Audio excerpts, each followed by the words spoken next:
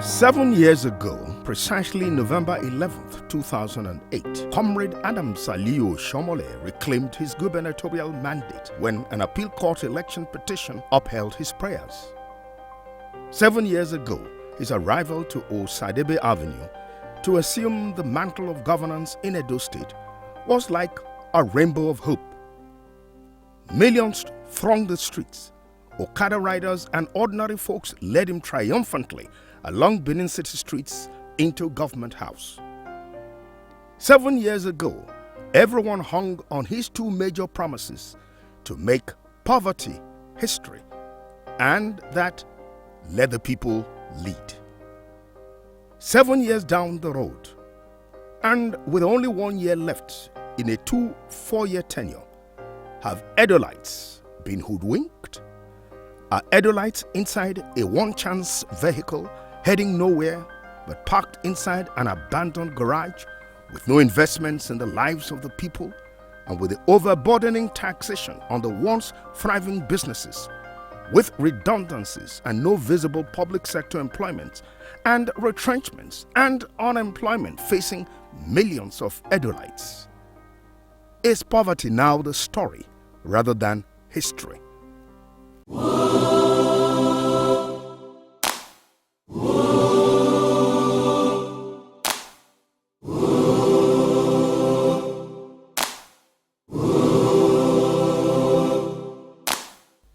He came with the slogan, "Let the people lead," but are the people leading?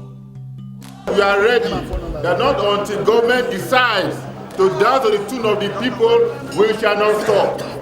If he fails today, tomorrow we shall continue. And if he fails tomorrow, we shall continue until he listens to us. When the people speak, government listens. But in Edo State, when the people speak, government refuses to listen. And we are saying no, no, no to that. From the 7-month Jusun strike to NOLGE, NUT, TUC and LC union issues, it has been either Oshiomhole's way or no way. Information, auditor, justice to have done that, but to our surprise, getting to Palm House, we saw hoodlums, thugs hired by Oloye to attack us. In spite of a subsistent court judgment, the comrade governor refused to grant the judiciary autonomy. 7 years later, Edo State is experiencing a nightmare. Every institution has been assaulted in the desire to be the law unto himself and to superintend the comrade governor's will over and above everyone else's in a battle for supremacy, contrary to the spirit of democracy and good governance. Could this be the same former labor leader who was touted as the man of the people? I'm not happy because he's not doing what we expect to do as a worker. He knows that he was the former, as NSC president, coming to the state of his own as a comrade governor. I expect at least to have appreciated the work of workers in this state. Workers are not happy. They're not happy of seeing that we are not happy. Not really interested in what you are saying, because he is referring to the past government. At least if you made something bad, you are supposed to repair it. And he's a labor leader. He was the #1 citizen of labor. So you can see the feed. We are supposed to be celebrating today because we have a comrade governor, but we are not we are weeping. Let us look critically at his promises to Edo people and to know if he has been a man of his words for the 7 years comrade governor has been in the saddle. "I will make poverty history," he said back in 2007.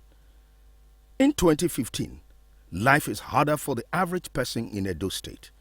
No jobs, extortion by government agents is at an all-time high, market men and women and small business owners are harassed to no end by government licensed revenue agents, and to crown it all, the controversial land use charge law, which is viewed as illegal. There are no jobs, nothing is, no industry, and people have decided to go into self-help, by converting their houses, to make money so that they can feed their families and all of that, and now you are cancelling all of that. So you putting any machinery in place for these people to now move their business to? I'm a student. I'm an orphan as well. This is what I'm using to help myself. I don't have anybody that is helping me. So I know how much I even suffer to gather the money I'm using to do this business. You understand? So if they are asking us to go, definitely they should give us a job. I have not seen any shopping mall that they've been built by the government that the people want to go. So where do they want the people to go? So that is just my take about this. I think it's anti-people's policy. It's not going to help anybody. We don't have a government that have built any industry or any means to create employment, apart from encouraging cultism and empowering touts to collect revenues, by all means possible. So I don't see this government having poverty alleviation as part of its agenda. So we don't know anything like that. There's nothing as poverty alleviation ever since the inception of this government. Youth employment opportunities were to be expanded for the teeming youths. In 7 years, no more than 10,000 casual workers were hired to enable him win elections. Post-elections, they were sacked without compensation. Was the Edo Yes project a real scheme or a scam? People are suffering. The state governor, Comrade Oshiomhole, promised when he was coming in 10,000 jobs for Edo State youth. Now, through the Yes program, he was able to absorb. You understand? And at the end of the day, he threw just everybody away. You understand me now? So he has not even done anything. All secondary and primary schools were to be renovated and refurbished. It's only a few along the road schools that have experienced the promise. Those schools, far out of the highways and in the rural areas, are yet to know whatever renovation and refurbishing ever meant. There was a promise to provide adequate teachers for all our schools, but most of the schools have no teachers and communities are resorting to self-help by recruiting and paying for them. School teachers were to be trained and retrained. We are yet to be informed of any who have benefited from such training scheme in the past 7 years. Our schools were to be provided with writing desks and chairs. 7 years later, majority of our pupils in public schools are either still using furniture provided by previous administrations or sit on the bare floor to receive lessons. Libraries, laboratory, sports, recreation and leisure facilities were promised to schools. We have since gone round and these facilities remain what they were, unfulfilled promises. We are not happy about the school. We want the government to come and help us. Where there is raining, we are learning inside the erosion. The rain will be beating our teacher and us. We don't want this thing to happen, what happened on Friday to happen to us. We want the school to be built. The current governor, Oshiomhole, to come and help us and build this school. We are very, very tired of this school. As a result of lack of fence, insecurity, strangers do come into the school and intimidate my fellow students, and they come and oppress students here. Like they can often theft, they also threaten the teachers, and they also fight, they struggle with teachers and students. As you can see, no fence. We beg that the comrade governor should try to see to the problems that is facing our school.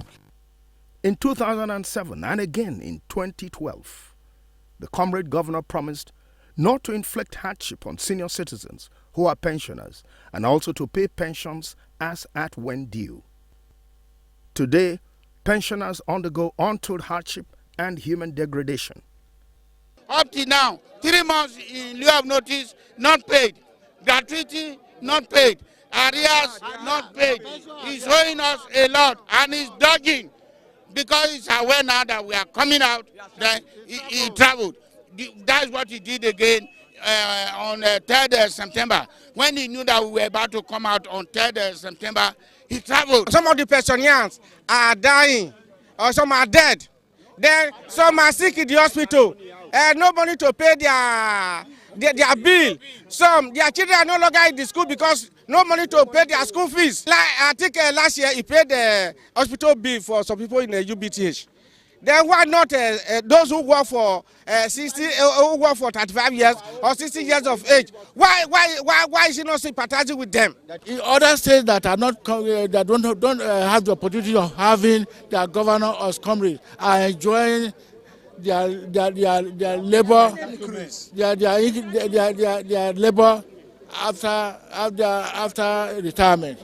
But in our own case, it's direct opposite. We thought we alleviate every problem we have. That after him, we will have no problem. So here he added more sorrows to our living. In 2007, the comrade governor said, "I believe that justice can hardly be objectively dispensed when the people who should dispense justice are themselves victims of injustice." We wonder what these words meant to him when for 7 months, judicial workers had the courtrooms shut in for daring to ask for autonomy, as obtains in other states. The Constitution provides that judiciary should be independent without cost to the other arms of government. For those that did what they did, through the influence of the executive, frustrated the effort for the Accountant General to be able to deduct. And the option was that since they have decided at that end, we have no option but to proceed on strike. Enough is enough of the silence of the state government. Has it not shown today? Yeah, we have been here for over many minutes, up to 30 minutes. Nobody is responding. It means that the state government is not responding to this issue. Enough! Tell the whole world that they should pay us our salary. Our people are dying. Edo State government is not above the law. It is the rule of law that brought into power, and you must obey. Despite appeals from well-meaning individuals, the clergy and traditional rulers, the comrade governor was obstinate to their demands.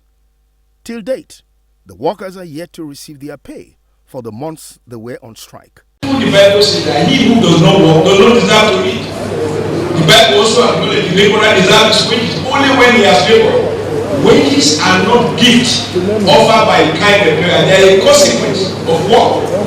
I'm not going to submit more than this, but just to say that this state government will not pay wages for people who choose to go on holidays.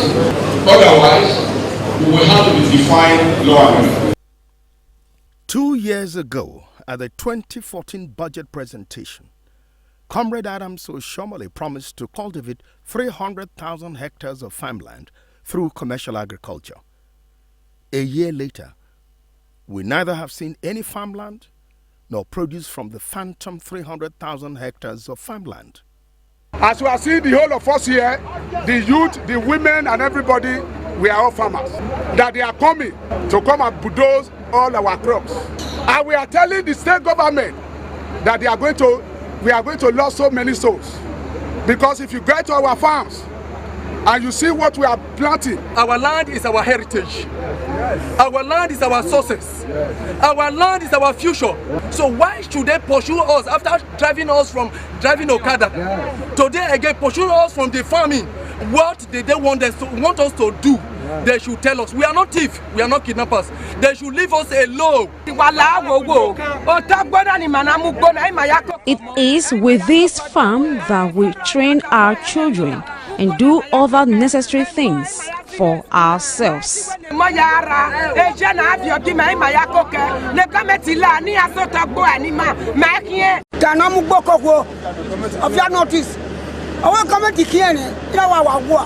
Community leader in Okohuo came to us that our farmland has been sold by government. We don't know where to go to now. Government, please have mercy on us. They say, well, the land has been sold, so and then buy them. So everybody should go to a farm and stand by to assess your farm. Then they will ask you how many children you born on that. Then they will tell you what they will pay you.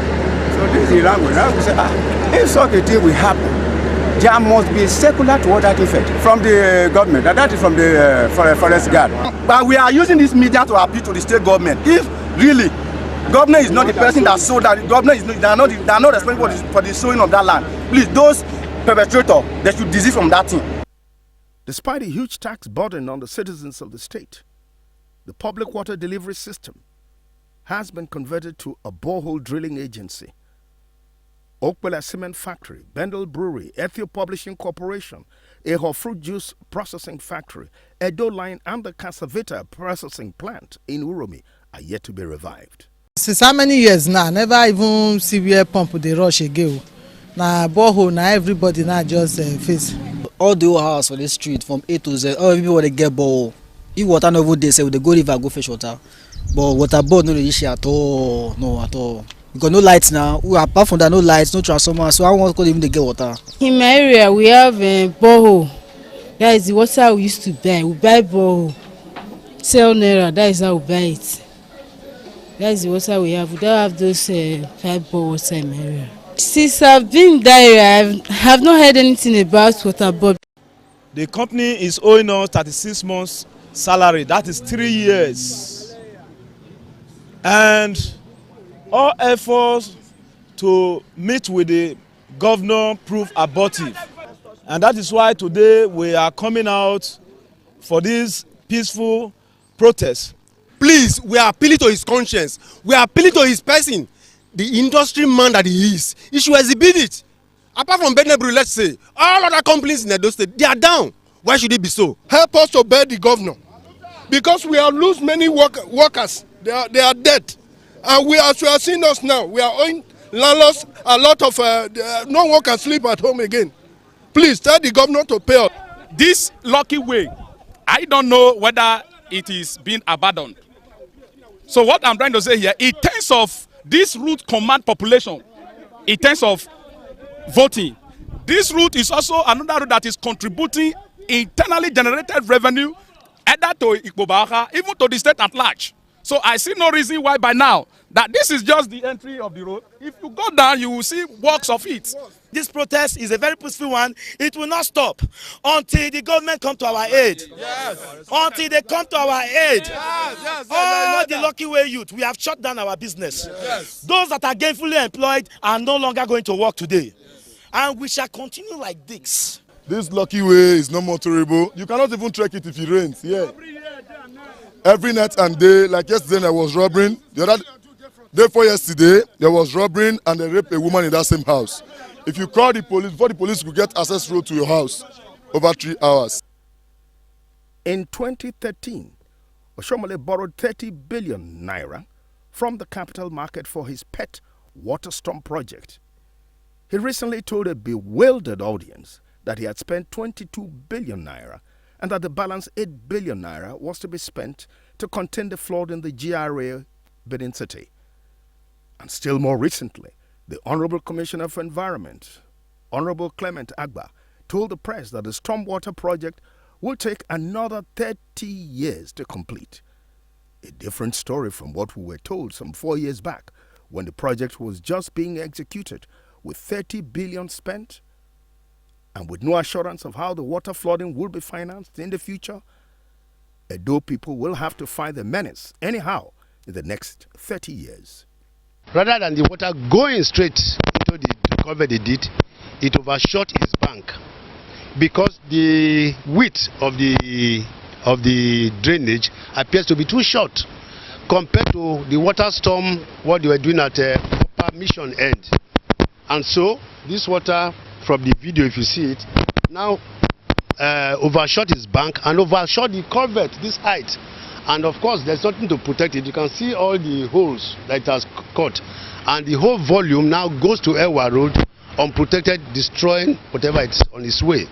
And if it does rain, you cannot pass here. I've since said at the beginning, because it's a very large project, it also entails a lot of money that will be taking care of the flash point. This plan is designed to take maybe 25 to 30 years, depending on funds. The pace at which we move is dependent on two critical things: money and weather. This is the only access road where they pass. If to say they're not going to do them, or high tech when they give the contract to not go, for not cut this, now machine they take cut this road. Since that and there are so many hazards now we are suffering here. See our street, erosion don't cut everything. See this big house where they there.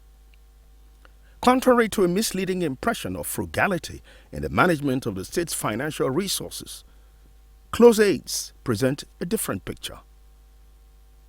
The failed fertilizer company project in Ageneboda is a case in point. The questionable 2 billion naira certificate of occupancy waiver granted to Aliko Dangote raises unanswered issues in the public domain. How come every month you have the same security challenges that will attract the same amount of money? So in January, urgent security challenges, it will collect 500 million. The next month, the same security challenges will present themselves and it will collect the same amount. How come that we don't even have a fluctuating graph of the amount taken from these security votes? And even states where you have the threat of Boko Haram, the governors of these states don't take as much as 500 million as security votes on a monthly basis. The sorry state of healthcare delivery in the state is at variance with the promise made as far back as 2007 and in 2012 to upgrade and establish hospitals at various levels, with emphasis on the rural people's access in order to accelerate the attainment of the health-related MDGs in our state. On the contrary, we have witnessed increased cost of services in our state hospitals. Today, a sick indigent patient must obtain a hospital card with 1,000 naira plus paying for consultation. Drugs are hard to come by in the hospitals, all due to lack of concern and care. Rather than do the needful, we are witnessing the construction of a new central hospital, which once collapsed, re-awarded at higher costs, and has taken 6 more years and ongoing, instead of the earlier project completion promise of 9 months. Our government get hospital. Before na free. When the women they born there before. But nowadays now money they after. Let them know say human being outside, they are somebody. Make them try, make them put medicine for there, make their needs, because they are not neat like before again. The health sector, you will agree with me, is a vital issue. It's a vital sector. Health, they say, is worth. If that sector is neglected, then I think we have to rethink. Because funds should be pushed into the health sector so that the people can go there, get the necessary services. Those services that have been promised to be free, you get them free. And as we do this for our citizens, I think it's just doing the responsibility that is done on you as a government. According to your governor, when he was making his speech in the first tenure, he promised between 5 years down to 0 is going to be free. Then the pregnant woman free. From 65 years old man free, a man or woman. But today, what we saw is just a skeleton. I was shocked when I was watching the news, saw a pregnant woman crying for over 2 months, there is no care. Even children are dying. Instead of tackling inefficiencies and providing a conducive climate and environment for macro, micro, and commercial businesses to thrive, the Board of Internal Revenue, with its double taxations, draconian government policies, and harassment, has not only slowed down business activities in Edo State, it is forcing businesses to shut down or relocate with an attendant impact to soar unemployment.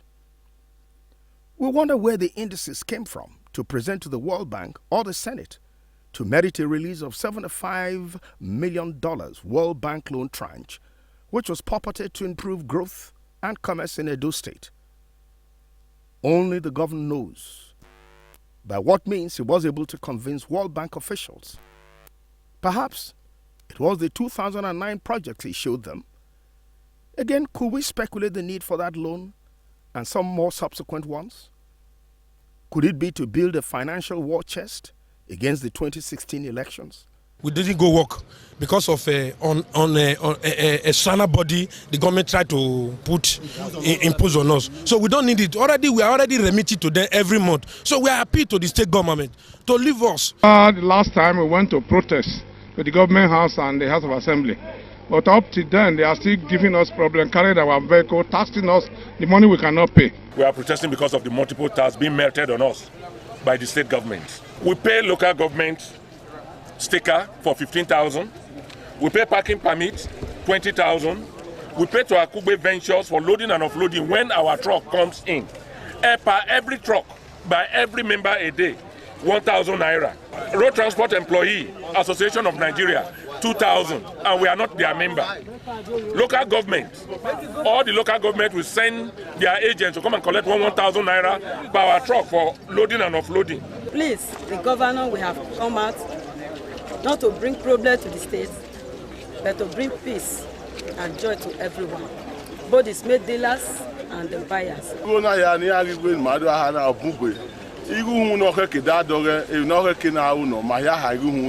The fees are becoming too heavy for us, and it is killing our business. We appeal to all to urgently intervene and save our business. The number of the tax is too much, so we can no longer bear it. We have been trying to dialogue, to discuss with the people that are coming to collect this tax. It seems they are not listening. Instead, they will beat you up. So instead of beating us up from time to time, we decided to close our shops today. All our shops in the state is closed. It is time to tell ourselves some home truth. This could not be what the people bargained for. For no visible services rendered after 7 years, there are mounting local and foreign debts that would overhang Edo State for years to come and make development near impossible. As Comrade Oshiomhole's final tenure comes slowly to an end, Edo people are now so terrified that the 2007 hosannas have become muted silence and anger at the man who promised so much hope and delivered so much misery and public indebtedness. Those who sang hosanna 7 years ago are pounding the streets in protest against draconian and negative policies, even as recent as November 9th, 2015. It is a pitiable, dismal business. It is regrettable business that in Edo State, I remember very well, Mr. Speaker, but about 2 weeks ago, the members of the Topaz Drivers came to this House of Assembly, where the Speaker his intellectual accommodation mandated the tipper drivers to go back to work. It was on television where he said the tipper drivers should go back to work. To our utmost chagrin, that same day, the governor, in his usual emperonic and draconic methodology,